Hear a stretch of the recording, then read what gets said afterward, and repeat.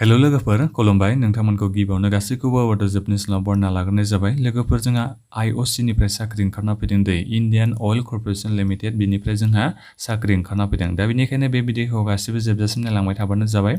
साख्रिनि भेकेन्सिया बेसेबां दं बेखौथ' नोंथांमोना भिडिअनि थाम्बनेलखौ नायनानै नुखाबाय जानांगौ जोंहा गासै साख्रिनि भेकेन्सिया 1535 प्लास साख्रिनि भेकेन्सि दङ आं मानि थाखाय भेकेन्सिनि उनाव प्लास होनदेरदों जोंहा बे साख्रिनि भेकेन्सिया टेन्टेटिभ लोगोफोर बे साख्रिया 1535 नि बाराबो जानो हागौ खमबो जानो हागौ भेकेन्सिया दा बेनिखायनो नायलांबाय थादो फरायनाया बेसेबां जानांगोन मा साख्रिनि नामनि थाखाय जोंहा रिक्रुटमेन्टआ फैदों सेलेक्सन प्रसेसआ माबायदि जागोन बेफोरनि गासैबो डिटेल्सखौ मिथिनो थाखाय भिडिअखौ जोबजासिम नायलांदो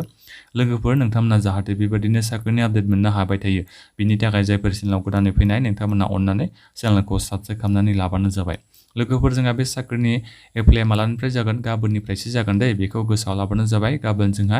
सेप्तेम्बर 24 जोंहा गाबोननिफ्रायसो अनलाइन एप्लाइआ स्टार्ट जागोन दा बेहाय लोगोफोर साख्रि लायै साख्रि फरायनाया बेलेग नांगौ दै दा बेनिखायनो आं नोंथांमोननो फारि फारि खोन्थालांनो सानदों नायलांबाय थाबानो जाबाय नोंथांमोना भिडिअखौ जेरै जोंहा फार्स्ट साख्रिनि नामा जाहैबाय बेहाय कड होदों दै साख्रिनि बेहाय नायनो हागोन साख्रिनि क'डआ जाहैबाय 101 ओमफ्राय बे साख्रिनि नामा जाहैबाय ट्रेड एप्रेन्टिस होननानै बे साख्रिनि नामखौ बेहाय बुंदों दा बे ट्रेड एप्रेन्टिस साख्रिनि थाखाय जेनेबा ट्रेड एप्रेन्टिसआथ' साख्रिनि नामा नाथाय बे माखासे डिटेल्स होनाय दङ जेरै एटेन्डेन्ट अपारेटर बे ट्रेड एप्रेन्टिसनि सिङावनो साख्रिया मा दङ बेहाय एटेन्डेन्ट अपारेटर दङ केमिकेल प्लान्ट डिसिप्लिन केमिकेल दा बेहाय नोंथांमोननि फरायनाया मा जानांगोन BSc पास जानाय जानांगोन दे फिजिक्स मेथामेटिक्स केमिस्ट्रि नङाबा नोंथांमोना जुदि BSc लादोंबा इन्डास्ट्रियेल केमिस्ट्रियाव अब्लाबो नोंथांमोना बे साख्रिनि थाखाय एप्लाइ खालामनो हागोन भेकेन्सिखौ नोंथांमोना नायनो हागोन बे साख्रिनि थाखाय जोंनि टटेल साख्रिनि भेकेन्सिया बेसेबां दङना नोंथांमोना नायनो हागोन गुवाहाटीनि थाखाय बेसेबां दङ 26 टा साख्रिनि भेकेन्सि दङ दिग्बिनि थाखाय गासै साख्रिनि भेकेन्सिया बेसेबां दङ 41 टा दङ दै बङाइगावनि थाखाय गासै साख्रिनि भेकेन्सिया जोंहा बेसेबां दङ 45 टा दङ नोंथांमोना बे साख्रिनि भेकेन्सिखौ जायगाखौ नायनानै नोंथांमोना बेहाय नायबानो जाबाय जेरै दिग्बै गुवाहाटी बङाइगाव बेथ' जोंहा आसामनि सिङाव नालाय दा बेनिखायनो आं बे आसामनि सिङाव थानाय साख्रिनि भेकेन्सिखौल' बे भिडिअनि गेजेरजों आं नोंथांमोननो खोन्थाहरगोन बिनिफ्राय फैदो जोंहा 102 साख्रिनि क'डआव जोंहा साख्रिनि नामा मा दङ ट्रेड एप्रेन्टिस फिटार डिसिप्लिनआ जाहैबाय बे मेकानिकेल दा बे साख्रिखौ नोंथांमोना एप्लाइ खालामनो थाखाय मेट्रिकल' पास जानाय जानांगोन नाथायबा नोंथांमोननियाव बोसोरनैनि ITI थानाय जानांगोन बे ITI मायाव थानाय जानांगोन फिटाराव थानाय जानांगोन दे बेखौ गोसोआव लाबानो जाबाय गुवाहाटीनि थाखाय साख्रिनि भेकेन्सिया 7 दङ बेनिफ्राय जोंहा दिग्बिनि थाखाय गासै साख्रिनि भेकेन्सिया बेसेबां दङ सासेबो गैया दे दिग्बिनि थाखाय बङाइगावनि थाखाय जोंहा दङ 8 जन साख्रिनि भेकेन्सि दा बेफोरखौ नोंथांमोना साख्रिनि भेकेन्सिखौ मोजाङै नायलांबाय थाबानो जाबाय जोंहा 103 साख्रिनि क'डआव जोंहा साख्रिनि भेकेन्सिनि नामा मा दङ ट्रेड एप्रेन्टिस बयलार डिसिप्लिन मेकानिकेल बे साख्रिनि थाखाय फरायनाया BSc पास जानाय जानांगोन दे लोगोफोर फिजिक्स मेथामेटिक्स केमिस्ट्रि नङाबा इन्डास्ट्रियेल केमिस्ट्रियाव नोंथांमोननियाव बिदि BSc दङबा बोसोरथामनि नोंथांमोना एप्लाइ खालामनो हागोन गुवाहाटीनि थाखाय गासै 11 टा साख्रिनि भेकेन्सि दङ दिग्बिनि थाखाय 7 दङ बङाइगावनि थाखाय जोंहा 6 जन साख्रिनि भेकेन्सि दङ नोंथांमोना बबे मोनसे रिफाइनारिनि थाखाय एप्लाइ खालामनो गोसो नोंथांमोना खालामनो हागोन आरो बेजों लोगोसे बे एप्रेन्टिसआथ' जोंहा ट्रेनिं जायो नालाय लोगोफोर ट्रेनिंनि उनावसो नोंथांमोना साख्रिखौ मोननो हायो बेखौ गोसोआव लाबानो जाबाय ट्रेनिंनि मानखौबो होदों खै मान नोंथांमोना बेसेबां मास नोंथांमोना ट्रेनिं होनांगोन बेखौबो बेहाय लिरनानै होदों नोंथांमोना नायलांबाय थाबानो जाबाय दानिया फैदो जोंहा 104 साख्रिनि क'डआव साख्रिनि नामा मा दङ टेकनिशियान एप्रेन्टिस डिसिप्लिनआ जाहैबाय जोंहा केमिकेल दा बेखौ नोंथांमोना एप्लाइ खालामनो थाखाय बोसोरथामनि डिप्ल'मा थानाय जानांगोन केमिकेल इन्जिनियारिंआव नङाबा रिफाइनारि एन्ड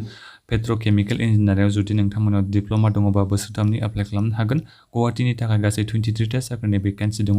बेनिफ्राय दिग्बिनि थाखाय 10 जन दङ साख्रिनि भेकेन्सिया बङाइगावनि थाखाय गासै जोंहा 15 टा साख्रिनि भेकेन्सि दङ दा बे जाहैबाय जोंहा साख्रिनि भेकेन्सिया दानिया फैलायदो जोंहा 105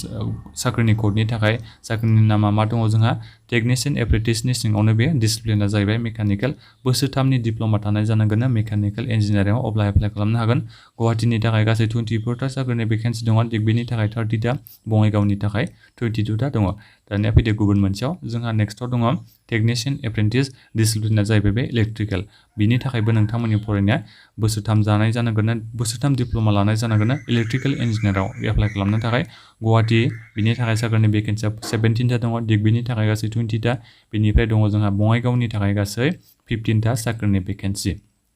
दानिया फैदो जोंहा 107 साख्रिनि कर्डआव मा दङ टेकनिशियान एप्रेन्टिस साख्रिनि नामा डिसिप्लिना मायाव दङ बेयो इन्स्ट्रुमेन्टेसनाव बोसोरथामनि नोंथांमोननियाव डिप्ल'मा थानाय जानांगौ दै इन्स्ट्रुमेन्टेसनाव नङाबा बेहायबाबो जागोन ना इन्स्ट्रुमेन्टेसन नङाबा इलेक्ट्रनिक्स बेहायबाबो जागोन ना नङाबा इन्स्ट्रुमेन्टेसन एन्ड कन्ट्रल इन्जिनियारिंआव जुदि डिप्ल'मा दङबा बोसोरथामनि अब्लाबो नोंथांमोना एप्लाइ खालामनो हागोन गुवाहाटीनि थाखाय सा 8 जन दङ बङाइगावनि थाखाय सा 8 जन बेहायबो दिग्बिनि थाखाय सा 5 साख्रिनि भेकेन्सि दङ दानिया फैदो जोंहा नेक्स्ट साख्रिनि भेकेन्सिया मा दङ ट्रेड एप्रेन्टिस सेक्रेटारियेल एसिस्टेन्ट बे साख्रिखौ एप्लाइ खालामनो थाखाय बिए बिएससि बिकम जायखिजाया नोंथांमोना फरायनाय जानांगोन बेहाय जेबो आइटिआइ थानाय कम्पिउटार सार्टिफिकेट बेखौ बियाखै दै बे साख्रिनि थाखाय सेक्रेटारि एसिस्टेन्ट साख्रिनि थाखाय जायखिजाया नोंथांमोना ग्रेजुएसनखौ पास जानाय जानांगोन एनि डिसिप्लिन गुवाहाटीनि थाखाय सा 5 साख्रिनि भेकेन्सि दङ दिग्बिनि थाखाय सा 3 बङाइगावनि थाखाय सा 1 बे जाबाय जोंहा साख्रिनि भेकेन्सिया दानिया फैदो जोंहा एकाउन्टेन्ट बे ट्रेड एप्रेन्टिसनि सिङावनो एकाउन्टेन्ट साख्रिनि थाखाय भेकेन्सि ओंखारना फैदों नोंथांमोना बे साख्रिखौ एप्लाइ खालामनो थाखाय बिकम पास जानाय जानांगोन गुवाहाटीनि थाखाय सा 5 साख्रिनि भेकेन्सि दङ दिग्बिनि थाखाय सा 3 बङाइगावनि थाखाय सा 4 जोंहा साख्रिनि भेकेन्सि होनाय दङ दानिया फैदो जोंहा trade apprentice data entry operator प्रेजार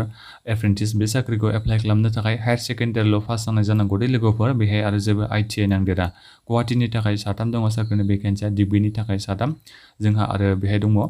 बङाइगावनि थाखाय सा 4 साख्रिनि भेकेन्सि दङ दानिया फैदो लास्ट साख्रिनि नामाव trade apprentice data entry operator skill certificate holders जायफोरनाव स्किल सार्टिफिकेट दङ बिथांमोनासो एप्लाइ खालामनो हागोन दै हायार सेकेन्डारिखौ नोंथांमोना पास जानाय जाथारनांगोन नाथायबा स्किल सार्टिफिकेट नांगोन मायावनो डमेस्टिक डाटा एन्ट्रि अपारेटरनि नोंथांमोनाव स्किल सार्टिफिकेटखौ होनांगोन एप्लाइ खालामनाय समाव